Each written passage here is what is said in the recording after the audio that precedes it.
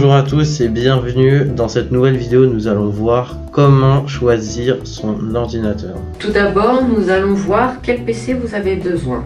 Un PC portable, un PC fixe, un mini PC ou un PC tablette. En premier, est-ce que vous avez besoin d'un PC portable? Est-ce que vous allez vous déplacer?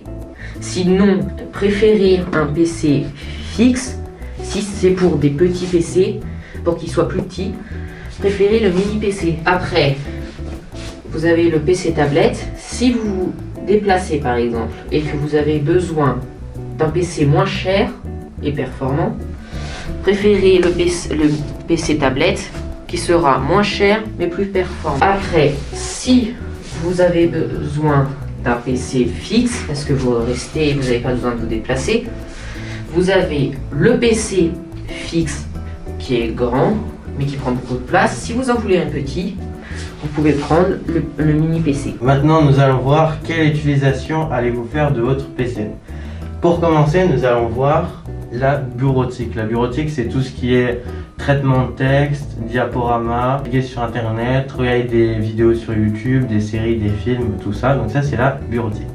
Ensuite, nous allons voir la deuxième partie qui est pour faire des jeux vidéo. Donc là, nous avons besoin d'un PC un peu plus performant qui va coûter plus cher. Mais si on veut faire de la bureautique, on n'a pas besoin d'acheter un PC ultra puissant.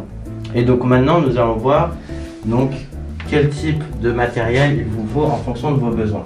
Donc si jamais c'est pour faire du traitement de texte, donc de la bureautique, donc sur les PC, nous pouvons voir, donc il y a des étiquettes, des fois à côté des prix ou directement sur l'appareil, comme ici. Donc là, on peut voir au niveau des gigas de RAM. Donc pour la bureautique, c'est minimum 8. Et après, pour les jeux vidéo, c'est plutôt du 16. Ensuite, au niveau du disque dur, pour la bureautique, un SSD. Et pour les jeux vidéo aussi, parce que les SSD, c'est plus rapide. En 2021, c'est beaucoup mieux.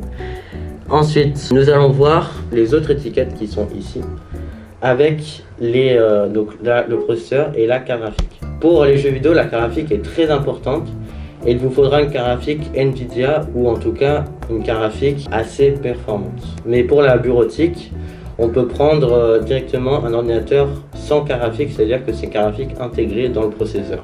Donc pour savoir ça, soit vous demandez au vendeur directement au magasin, ou soit alors vous le voyez, si imaginons là voilà, il n'y a pas une deuxième étiquette, ça veut dire que c'est une carte graphique intégrée.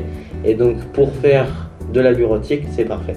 Par contre, pour faire du jeu vidéo, il vaut mieux avoir donc une carte graphique Nvidia ou alors de chez AMD comme vous pouvez le voir sur votre écran.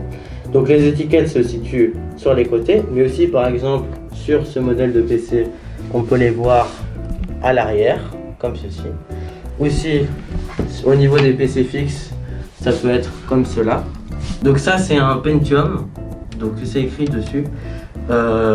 Pour la bureautique, c'est vraiment bien, c'est tout à fait convenable.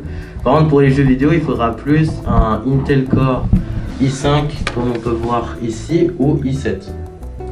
Après, le i3, ça peut aussi faire l'affaire. Pour la bureautique, c'est juste un peu plus puissant que le Pentium et un peu plus cher.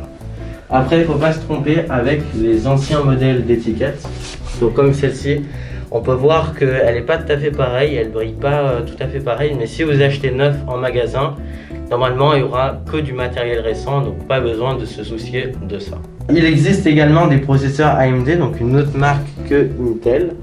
Donc vu qu'on n'a pas d'exemple, il y a une image qui s'affiche à votre écran, donc c'est exactement pareil, sauf qu'au lieu que ce soit Intel Core, c'est Ryzen 3, Ryzen 5, Ryzen 7, donc c'est exactement pareil. Par contre, il y a juste le Ryzen 3, voilà, c'est un peu comme le Intel Core i3, c'est un peu plus puissant, c'est pas que pour faire de la bureautique. Parce que pour la bureautique, je vous recommande vraiment les Intel Pentium, il n'y a pas vraiment d'équivalent AMD, mais ça pour la bureautique, c'est vraiment bien, Pentium ou alors Celeron. Si vous voulez en savoir plus sur les composants de l'ordinateur, carte graphique, CPU, à quoi sert la RAM, pourquoi un SSD et pas un disque dur, je vous invite à regarder la vidéo que j'ai faite sur la même chaîne YouTube. Une fiche s'affiche sur votre écran ou en bas de la vidéo dans la description. Et si vous la regardez, voilà, elle n'est pas très longue, elle dure quelques minutes. Vous connaîtrez tout de l'intérieur de l'ordinateur. Donc maintenant, nous allons voir quand le PC est allumé. s'il n'y a pas d'étiquette, quels sont les composants? Donc il faut faire clic droit sur la barre de tâches, faire gestionnaire des tâches, aller dans performance, et là vous avez par exemple le processeur, il y a la RAM ici, le disque, vous pouvez savoir si c'est un SSD, et sur les ordinateurs avec la dernière version récente, vous pouvez voir votre carte graphique qui est ici. Comme on a dit précédemment, si la carte graphique c'est une carte Intel, ça c'est pour la bureautique. Donc maintenant nous allons voir la fourchette de prix, c'est-à-dire entre à peu près combien de prix minimum et maximum on peut acheter cet appareil. Donc par exemple pour les mini PC, enfin les PC tablettes comme celui-ci, vu que j'avais dit que ça coûtait moins cher, ça coûte encore moins cher qu'un PC fixe.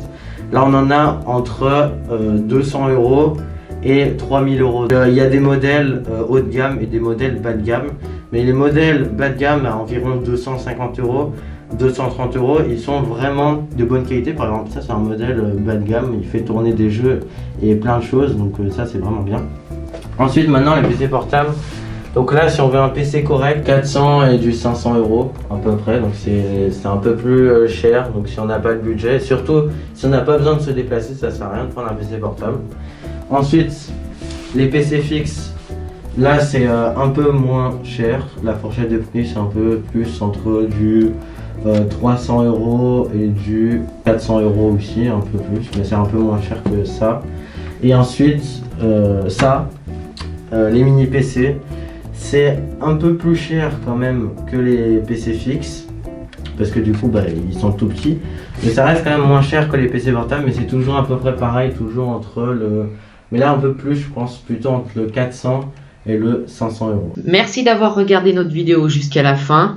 Abonnez-vous et activez la cloche pour ne rater aucune de nos prochaines vidéos. Si la vidéo vous a plu, mettez un like. Si vous avez des questions, posez-les dans les commentaires. À bientôt.